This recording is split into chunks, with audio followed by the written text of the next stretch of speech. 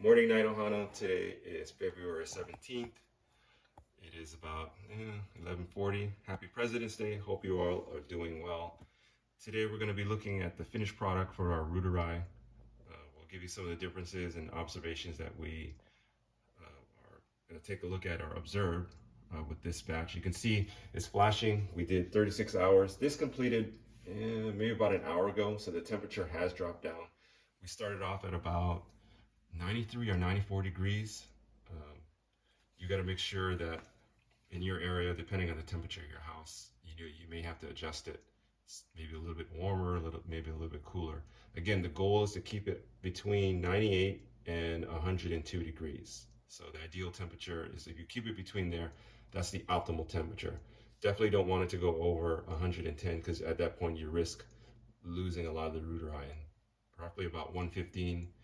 The longer it goes on, the more Ruderi or bacteria, beneficial bacteria that you're going to lose. So let's take a quick look at this. Again, this finished about an hour, so the temperature has cooled a little bit. One thing to keep in mind, the temperature can be different between the left side and the right side. So there's something just to keep in mind with this brand.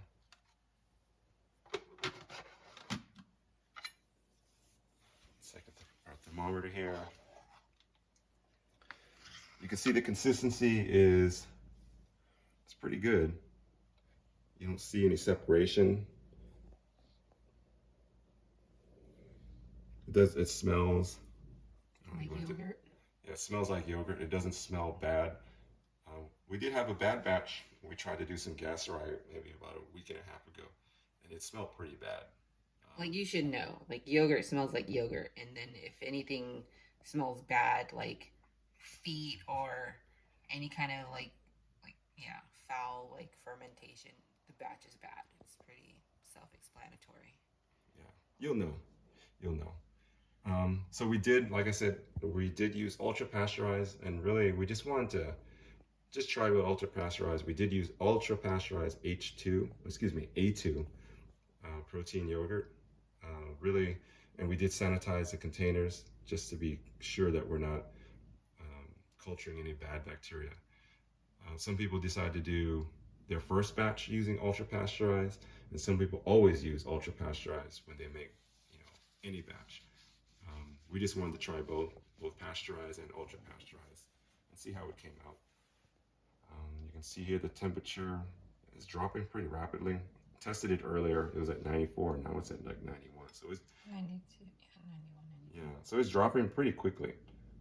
And like I said, this 94 on the spot right there. Yeah, roughly about. I tested it yesterday morning, about 15 hours ago. It was at 104.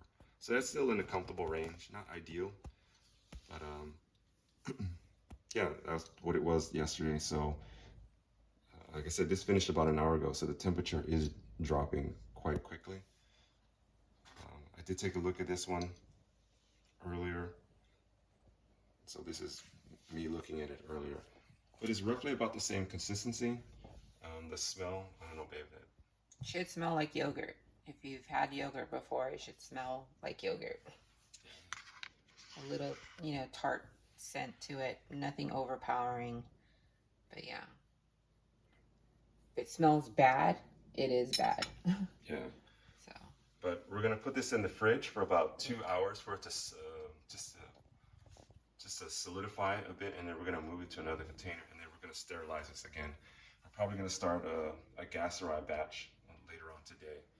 So we run these pretty much back to back because this does take 36 hours. So by the time we're done with one, we're starting in another one. So we'll probably usually do like Ruderi for the first batch, and then the next batch we'll do Gastrus, and we'll just alternate that every 36 hours or so.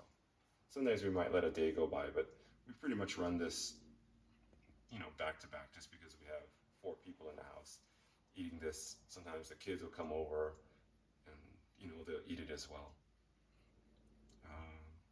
Yeah, I would say that's pretty much it. Also, thank you very much, Chris and Christine. Shout out to Chris and Christine. Thank you for the honey. It goes really well with the yogurt as well. If the yogurt is too sour, greatly appreciated. Anything else you want to say? Yeah, these blueberries are really good. So one thing that everyone likes to around here likes to eat it with is with blueberries. That's the last of the blueberries that we have here. But that's one thing I would say. Don't add too much honey just because you don't want to have too many fats and sugars. It's not something you want to mix together too often. You can end up, if you're an active child, that might make more sense. But definitely, I would say blueberries and fruits and things are with the yogurt are really Strawberries. good. Strawberries. Oh, what else do you put in there? Cinnamon as well, right? Ceylon cinnamon Ceylon. is really good too because it's already naturally sweet, so you don't have to really add sugar if you're doing the cinnamon. But yeah, that's an added bonus. Yeah. For flavor. So the goal of these videos is really to show you the process and just to really encourage you to try it and to really see the benefits. Definitely, we've seen the benefits. Yeah, we've seen a lot of benefits, and it's worth going through the effort and the learning process. So just encouraging everyone to really just start the learning process. Just get started. You're going to make some mistakes. We had a bad batch come out right when I think I came back, right, from Auntie Twyla's, thing. And so, again, hey, bad batch comes out. I think we had 2 bad batches. One that we weren't sure about. We just threw it out and said, well, we weren't comfortable with it. Let's just start another one.